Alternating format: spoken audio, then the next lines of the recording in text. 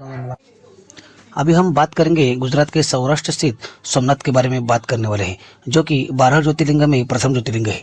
अगर हम सोमनाथ जाने का प्लान बना रहे हैं तो ये वीडियो आपके लिए काफ़ी उपयोगी है, क्योंकि आज के वीडियो में आप जानेंगे कि सोमनाथ हम कैसे जाएंगे और सोमनाथ के हम कहाँ रुके, सोमनाथ में भोजन कैसे करें, भोजन की व्यवस्था क्या है, सोमनाथ में हमें कब जाना चाहिए और कितने दिन का स्टे बनना चाहिए, सोमनाथ को हम कहाँ कहाँ घूमें, इस सारे अंत में जानेंगे। सोमनाथ यात्रा का कुल खर्चा कितना आएगा।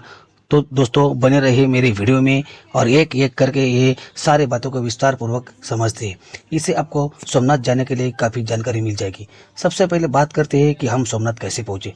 तो सोमनाथ पहुँचने के लिए आपके पास 3 ऑप्शन है। पहला ऑप्शन की हम बात करें तो वो है बाय ट्रेन। दोस्तों अगर हम पहले ऑप्शन की बात करते हैं तो आपको नियर स्टेशन है सोमनाथ, जो कि मंदिर के आधे किलोमीटर की दूरी पर बना है। लेकिन हो सकता है कि आप जिस भी स्टेशन से आए तो आपको डायरेक्ट सोमनाथ ट्रेन न मिले, तो आपको वेरावल स्टेशन आना पड़ेगा। दोस्तों वेरावल से सोमनाथ की जो दूरी है वो है 7 किलोमीटर की। तो आप जिस भी शहर से आ रहे हैं तो वेरावल तक आपको टिकट ले लीजिए और आप ये वेरावल से बाय रोड सोमनाथ पहुंच सकते हैं। दोस्तों वेरावल से सोमनाथ मंदिर जाने के लिए आपको 2 ऑप्शन है। एक तो जा सकते हैं आप ऑटो से, जो कि ऑटो वाला आपसे 50 रुपये लेगा और आपको सोमनाथ मंदिर तक छोड़ देगा। और दूसरा ऑप्शन है दोस्तों बस का। वो बस आएगी वहाँ पे सोमनाथ मंदिर के और से फ्री बस सर्विस चलती है। वो और आधे घंटे में आपको वेरावल स्टेशन के बाहर मिल जाएगी और वो आपको सोमनाथ मंदिर छोड़ देगी। चलिए दोस्तों दूसरे ऑप्शन की बात करते हैं। वो दोस्तों आपका बाय रोड। दोस्तों अगर आप बाय रोड आना चाहते हैं तो आपको राजकोट अहमदाबाद से आपको ढेर सारी बस मिल जाएगी। अगर आप अहमदाबाद से आ रहे हैं तो आपको ढेर सारी बस मिल जाएगी। अगर आप द्वारकाधीश का दर्शन करने के बाद सोमनाथ आ रहे हैं तो आपको वहाँ से भी बहुत बस मिल जाएगी। अगर आप खुद के कार में से आ रहे हैं तो आपको वेरावल होते हुए सोमनाथ पहुँच सकते हैं। तीसरे ऑप्शन के बारे में बात करते हैं हम दोस्तों, वो है फ्लाइट से। दोस्तों अगर आपका माध्यम फ्लाइट है तो नियरेस्ट जो एयरपोर्ट है वो है किशोद। जो किशोद तक आपकी फ़्लाइट की टिकट बुक करवा लीजिए। और अगर आपको किशोद तक फ्लाइट नहीं करनी है तो आप आ सकते हैं दीव एयरपोर्ट। दोस्तों दीव एयरपोर्ट की दूरी है सोमनाथ मंदिर से वो है 85 किलोमीटर। अगर वही बात करते हैं, अगर आप किशोद से आते हैं तो किशोद से दूरी है सोमनाथ मंदिर की वो है लगभग 50 किलोमीटर। तो दोस्तों ये बात थी हम सोमनाथ कैसे पहुँचे। अभी बात करते हैं कि सोमनाथ हम रुके कहाँ। तो सोमनाथ में रुकने के आपके पास 3 ऑप्शन है। पहला ऑप्शन है आपके पास धर्मशाला। दोस्तों सोमनाथ के आसपास ढेर सारी धर्मशाला आपको मिलेगी, क्योंकि धर्मशाला अभी सस्ते में आपको मिल जाएगी। वो आपको 300, 400, 500 तक मिल जाएगी। मंदिर परिसर में आपको ढेर सारी धर्मशाला मिलती है। दूसरा ऑप्शन है दोस्तों वहाँ पे सोमनाथ ट्रस्ट का गेस्ट हाउस। सोमनाथ मंदिर के तरफ से वहाँ पे आपको गेस्ट हाउस मिल जाएंगे, तो वहाँ गेस्ट हाउस में आप रुक सकते हैं। इस गेस्ट हाउस की जो आपको ऑनलाइन बुकिंग कर सकते हैं। अगर आप ऑनलाइन बुकिंग करा लेते तो वेल एंड गुड। अगर आप ऑफलाइन की बुकिंग भी कर सकते। दोस्तों अगर मैं गेस्ट हाउस के कॉस्ट की बात करूं तो 24 घंटे का तो लगभग 700 रुपये AC का और नॉन AC का पड़ता है। और अगर 1100 रुपये आपने दे दिए तो AC भी रूम भी आपको मिल सकता है। अगर आप मंदिर ट्रस्ट के गेस्ट हाउस में रुकना चाहते हैं तो आप वहाँ भी रुक सकते हैं।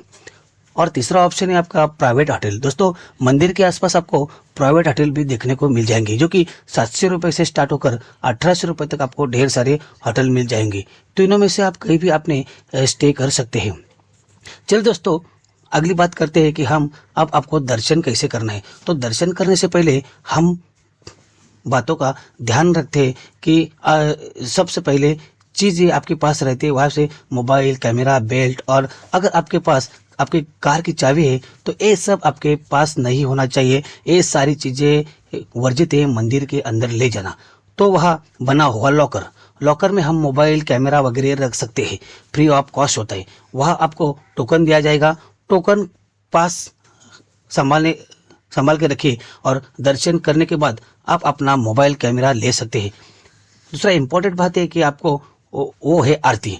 दोस्तों आप अगर आरती में सम्मिलित होते हैं तो अति उत्तम। वहाँ की जो आरती होती है वो काफ़ी शानदार होती है। अगर आप आरती में सम्मिलित होते तो आप बड़े सौभाग्यशाली हैं। आरती की अगर मैं टाइम की बात करूं तो एक होता है सुबह 7 बजे, दूसरा होता है दोपहर 12 बजे और एक होता है रात को 7 बजे। इन तीनों में से जो भी टाइम आपको सुटेबल हो, आप आरती में सम्मिलित हो सकते हैं। चलो दोस्तों, हम अगली बात करते हैं कि मंदिर परिसर के अंदर प्रवेश कैसे करें। हम लाइन में लगते हैं भोलेनाथ के ज्योतिर्लिंग के दर्शन करने के लिए। दोनों लाइन में आपको आपके ओम नमः शिवाय जाप करते हम गर्भगृह के पास पहुंचते। अब सोने के चादर लिपटे हुए आपको गर्भगृह दिखने को मिलेगा।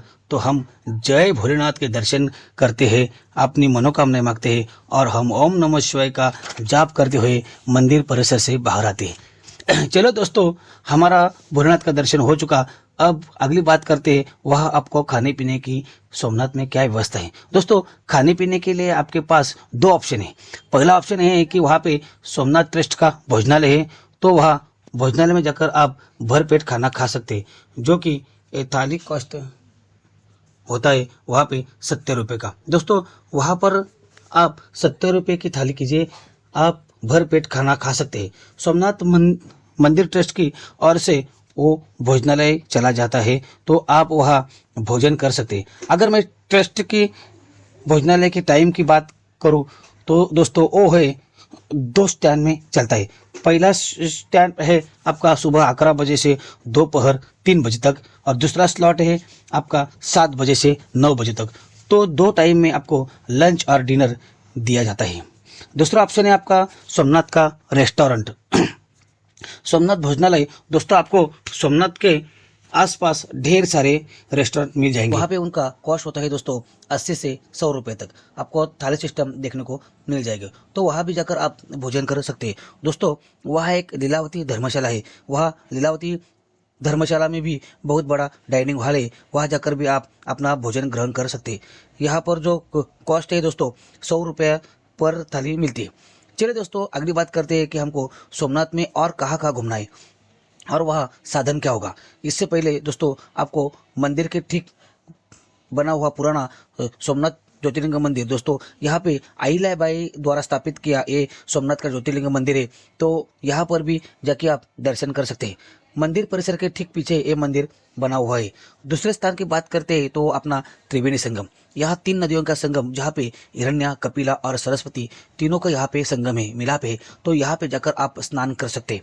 तो इस जगह पे आप जरूर विजिट कर लीजिएगा। दोस्तों, त्रिवेणी संगम से ही लगा हुआ एक स्वर्ण मंदिर, एक बड़ा मंदिर है। चलिए दोस्तों, अगले स्थान की बात करते हैं, वो है गोलोक धाम तीर्थ। तो गोलोक धाम तीर्थ है, वहाँ पे प्रभु जी की चरण पादुका, वहाँ पे लक्ष्मी नारायण जी का मंदिर, गीता जी का मंदिर, कृष्ण जी का मंदिर, बहुत सारे मंदिर आपको मिलेंगे। एक प्रकार से आपका वो मंदिरों का तीर्थ है। वहाँ गोलोक धाम में सारे मंदिरों का वहाँ दर्शन कर सकते हैं, जो कि आपको काफ़ी सारे मंदिर देखने को मिलेंगे। चलिए दोस्तों, अगले स्थान की बात करते हैं, वो है आपका शारदा मठ। दोस्तों, शारदा मठ में गोलोक धाम की तरह ढेर सारे मंदिर आपको देखने को मिलेंगे। चलिए दोस्तों, अगले स्थान की बात करते हैं, वो है आपका भालका तीर्थ। दोस्तों, भालका तीर्थ है, वहाँ पे श्री कृष्ण जी का स्टैचू है। वहाँ पे जरा नाम का जो शिकारी था, उसने श्री कृष्ण जी के चरण पे तीर मार दिया था, तो श्री कृष्ण जी उसी अवस्था में स्टैचू बनाई दी गई है। तो वहाँ पे जाकर आप श्री कृष्ण जी का दर्शन करिए। दोस्तों, भालका तीर्थ से ही लगा हुआ है बाणगंगा, जो कि समुद्र में शिव जी का एक प्राकृतिक ज्योतिर्लिंग है। वहां जाकर भी आप दर्शन करिए, काफी अच्छा आपको नज़ारा मिलेगा और दृश्य, बहुत ही बढ़िया दृश्य आपको देखने को मिलेगा। तो दोस्तों, ये सारे पॉइंट्स है जो सोमनाथ मंदिर के आसपास आपको देखने को मिलेगा। बात करते हैं कि ये सारे जगह घूमने को हमारा माध्यम क्या होगा। तो आपके पास अभी 2 ऑप्शन होंगे। पहला ऑप्शन ये होगा कि आप ऑटो करके ये सारे जगह पे घूम सकते हैं, जो कि मंदिर परिसर से रेडियंस के 5 किलोमीटर में ये सारे स्थान हैं। तो आप ऑटो करके इन सारी जगह पर घूम सकते हैं। दोस्तों, ऑटो वाला आपसे 400 से 500 रुपये लेगा और आपको ये सारे स्थान 3-4 घंटों में घुमाकर वापस मंदिर परिसर में छोड़ देगा। दूसरा ऑप्शन है दोस्तों आपके पास बस का। तो बस वाला आपसे 30 रुपये लेगा और ये सारी जगह घुमाकर वो आपको मंदिर परिसर में छोड़ देगा। अगर आप ये बस से जाना चाहते हैं तो बस से जा सकते हैं, अगर आप चाहे तो ऑटो की कर सकते हैं। तो चलो दोस्तों, अब हम बात करते हैं कि हम सोमनाथ में कितने दिन का स्टे बनाएंगे और सबसे अच्छा समय कौन सा है। तो दोस्तों, सोमनाथ घूमने के लिए 1 दिन लगता है, मगर आप चाहे तो आप 2 दिन भी रह सकते हैं।